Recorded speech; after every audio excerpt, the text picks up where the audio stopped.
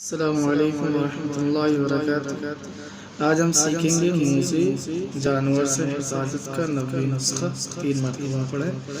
یعنی جو زہریلے جانور ہوتے ہیں، اگر انسان کو ڈس لے، جس کو بھی اگر یہ دعا کا اہتمام کرتے ہیں تو اللہ رب العزت اس کی حفاظت فرمائیں گے۔ اگر وہ ڈس بھی لے گا پھر بھی اللہ تعالیٰ اس کی حفاظت کریں گے، اس کو کچھ نہیں ہوگا۔ یہ بہت جامع دعا ہے، بہت سے حدیثوں کے اندر یہ آئی ہے۔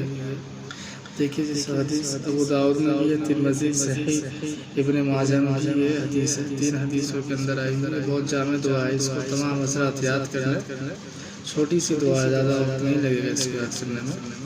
چلیے شروع کرتے ہیں۔ بسم اللہ الرحمن الرحیم۔ اعوذ بکلمات اللہ التامۃ من شر ما خلق۔ اعوذ بکلمات اللہ التامۃ من شر ما خلق۔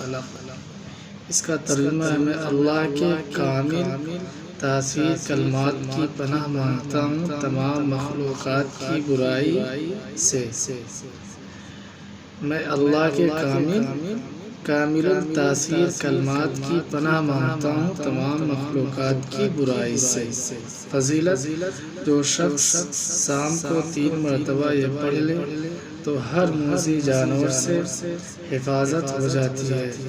اگر جانور ڈس بھی لے تو اس سے نقصان نہیں پہنچتا۔